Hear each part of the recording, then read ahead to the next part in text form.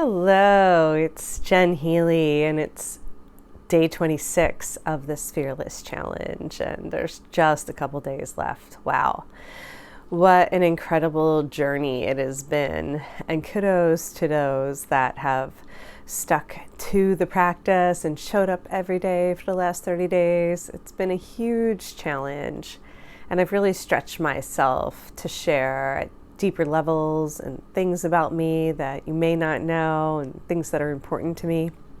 And I'm going to continue today to talk about time and energy management, as well as the importance of dream time and sleep, the importance of getting enough sleep and enjoying rest, taking care of ourselves in that way, as well as what I call the input-output equation. So this is all part of my empowerment program that I have mapped out the energy managers of the body, and that we keep it all in balance and we really get a better relationship to how we spend our time and what does it even mean to have our time balanced between input and output. So I consider anything that rejuvenates and restores and refreshes our being as input. And anything that is output is an expenditure of energy, and that it will ultimately deplete the system if we have too much output. So we want to make sure that we are paying attention and measuring ourselves and noticing what feels like output, what is draining our energy, and what feels like input, what is replenishing ourselves. And this is one of the biggest topics that I cover with my clients. Just tonight, I was talking about this with a client who's in the middle of a major move and making some big life changes. And we were talking about how she felt drained and what does that mean when you feel drained. Particularly at the beginning of the pandemic, I created this free series called Radical Self-Care that are just 5-minute practices that you can do in order to replenish yourself and take care of yourself, especially during stressful times. And we all have 5 minutes. So my philosophy is spend 5 minutes every hour replenishing yourself or taking care of yourself in some way. And this can feel radical in a world where we are so steeped in activities and productivity, and we have so many demands on our lives. So what does that look like to spend 5 minutes replenishing yourself every hour? Well, it looks like hydrating and drinking enough water, because if you're drinking 16 ounces of water every hour, you are going to get up and pee. And when you get up and pee, you can walk around the block, or you can do some jumping jacks, or you can hop in the swing. I love my yoga swings for that. Or do a rebounder, whatever you really enjoy to reset the energy. For me, hanging upside down is the most extraordinary 5 minutes that I can do for my body to reset the energetic system, to replenish all of my energetic needs. It rebalances my nervous system, it opens up my body and releases the spine, but it also resets my brain and rebalances the brain function, particularly releasing happy hormones into the bloodstream and making me feel much more relieved and relaxed. So in between sessions, in between meetings, in between clients, I always get in the swing and hang upside down, and that feels so good. But you can find what works for you. But the point is, it's super important to measure when do you feel depleted, which means there's too much energy going out and then you're getting drained. There's some sort of energy leak. And what feels like input? When are you being refreshed and replenished by what you're taking in? And often we think of input as food, which is really great. Sometimes input can be exercise, but exercise can also be depleting or draining for the system. So you have to measure it for yourself. But I break this up into 3 basic categories. So we have basics, we have practical, and then we have precious. So for me, the basics are sleeping and working. Most people have jobs where they work 8 hours a day, and most people have lifestyles where they sleep at 8 hours a day. So this all balances one another within a full 24-hour cycle. And then we have practical. So we all have practical output and practical input. Practical input is like feeding yourself or taking a shower or taking care of some of these more basic needs. And practical output is like running to the store, picking up your kids, checking your mail. Those kind of things are the daily life responsibilities that we have to take care of. And then I break it up into precious time. So precious time is input, which is soulful time, which means this is something that is feeding your soul and giving you that inspiration where you feel like living fully, you feel connected, you feel fulfilled. And then output, precious time as output, is growthful time. It means you're building towards your future and that you are utilizing your time to grow into your passions and the things that you love. And this can be connecting with friends. This could be taking a special course. It could be anything. But to really understand and notice the difference between input and output and keeping it all in balance.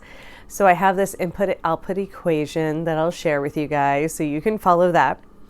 And I went into review a little bit of my life journey balancing this equation because I obviously was not always in balance, and I'm always striving and looking for ways that I can better improve my relationship to both time and energy and balancing my input-output. But for the first 10 years of my adult life, I did not sleep.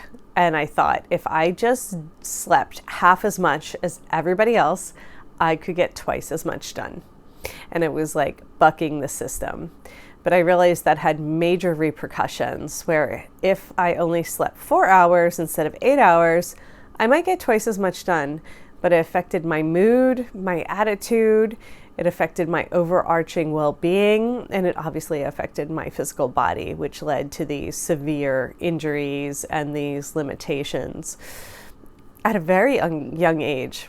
But I was working 3 jobs and getting 2 degrees in undergrad, and then of course going to grad school, which is like a whole another level of intensity. And so I would only sleep about 4 hours a night.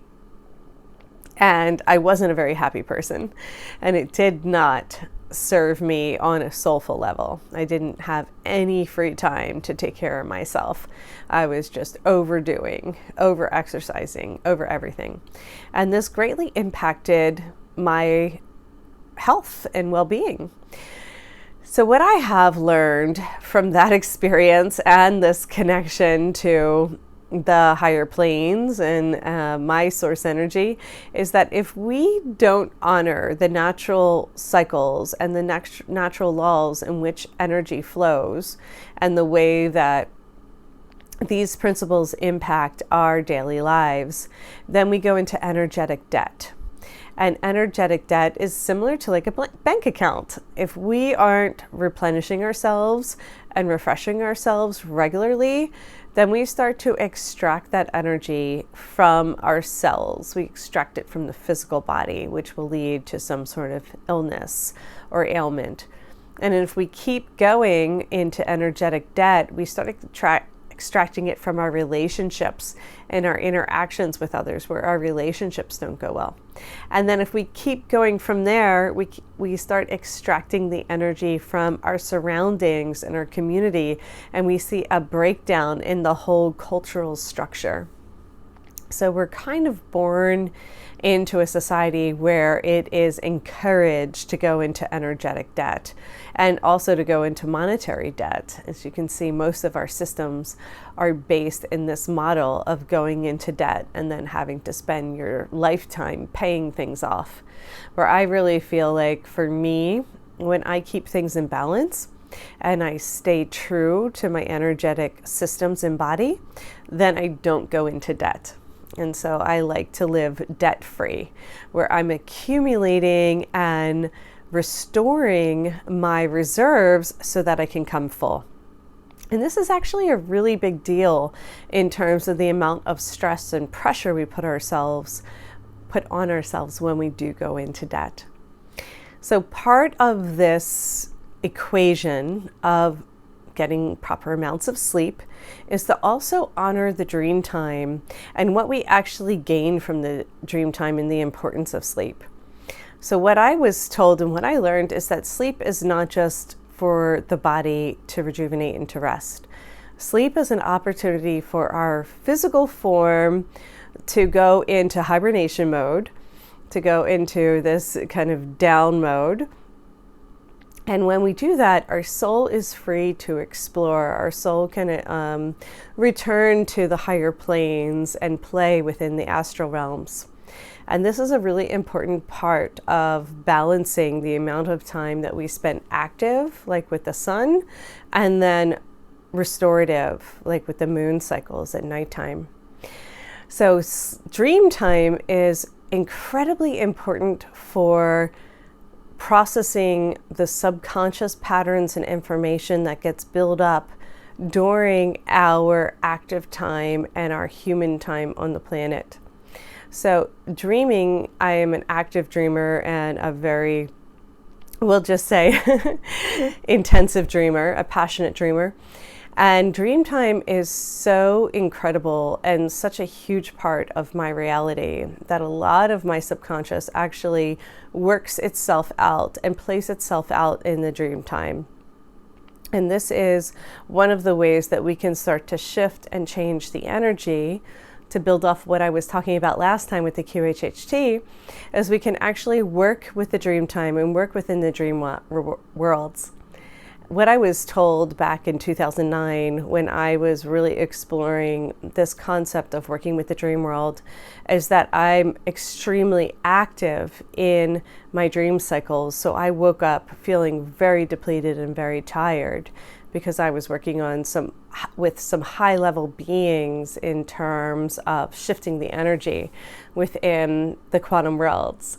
And so I've actually asked for my body and for my being to be refreshed and to be rejuvenated during my sleep. And it is important to work within the sleeping realms so we can ask for what we need and make sure that we're waking up feeling not only rejuvenated and that the body has had time to repair and refresh itself, but the work we're doing on the soul level while we're sleeping is really benefiting us for the physical hours that we are awake on this plane. So that was my little rendition of time and energy management, balancing the input-output equation, and the importance of sleep and dream time. Thank you so much for listening. There's just 3 days left, and I'm really looking forward to sharing more. I will be back tomorrow. Aloha!